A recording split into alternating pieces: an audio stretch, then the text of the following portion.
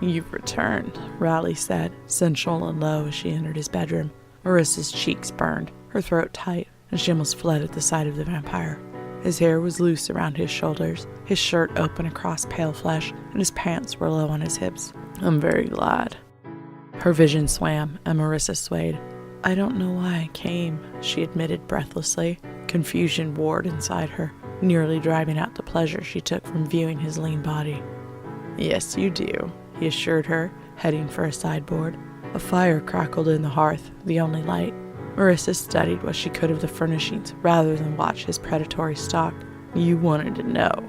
Raleigh poured her a drink. She met his eyes as he approached, wringing her hands and biting the inside of her lip. "Yes, I do."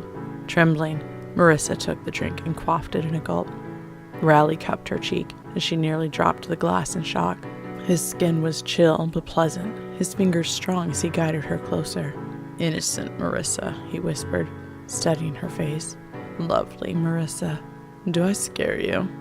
Lost in his eyes, she could only stare. A handspan separated them, his masculine scent filling her nostrils. "Yes and no." He smiled gently, taking the glass from her numb grip. His hand slipped from her cheek to her neck, thumb stroking the velvet choker she wore. "Why not?" "Because you're not a monster." Heat spread from her stomach, the alcohol flooding her system, loosening tight muscles. She lifted a hand to rest on his forearm, wanting to feel him, feel his strength. Raleigh leaned closer, hand on her waist, lips inches from hers. "Why, yes." Marissa closed her eyes, unable to meet his gaze any longer. "Because I might like it." The vampire chuckled at her whispered confession, nearly kissing her. She lifted her head to close the distance, and he was gone.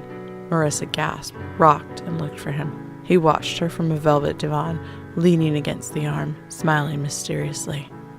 Heart racing, she stumbled a step toward him. "Why do you stop? Am I not good enough?" Embarrassment colored her cheeks. She'd put much effort into selecting her outfit and makeup, making herself as appealing as possible. "Are you in such a rush that you'd have me throw you down without so much as a by your leave?" He tipped his head, brown hair cascading around his handsome face. She bit her lip, ducking her head. "What does my lord suggest?" "Come, sit. Let me take you on a journey, rather than rushing to the destination." He patted the seat beside him. Marissa crossed to him slowly, controlling her steps. Raleigh's gaze was heavy on her, heating her blood. She lifted her head, pulled her shoulders back, put herself on display. By the time she sat, her blood was singing. Raleigh remained leaning, shirt falling completely open to put his torso on display. She fought to keep her eyes from roving his body, hands firmly planted in her lap. After a silent moment, the vampire sat up, pressing into Marissa's personal space. The young woman gasped as his shirt brushed her arm, his breath stirring the loose hairs on her neck. "I like this dress." Raleigh inhaled deeply, leaning against her arm. "Your perfume is also good on you." Marissa had borrowed them from a friend who ran in the social circles. Turning to look at Raleigh, she was heartened by her choices. "Thank you, my lord." "You may call me Raleigh, my innocent one. There's no formality behind closed doors." Steel gray eyes dark in the firelight, he kept her helpless with his gaze.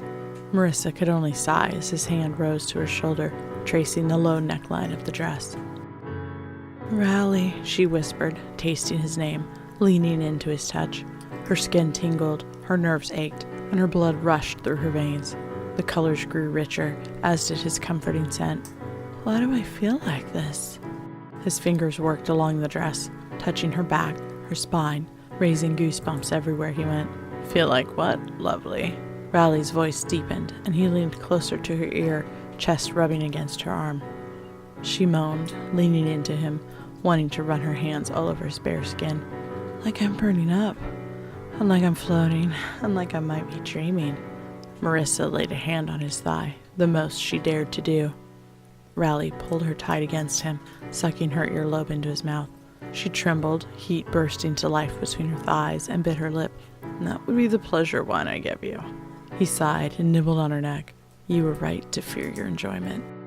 Thanks for watching. If you enjoyed, please hit the like button. Don't forget to subscribe, share with others. Social media links are below in the description. See you next time.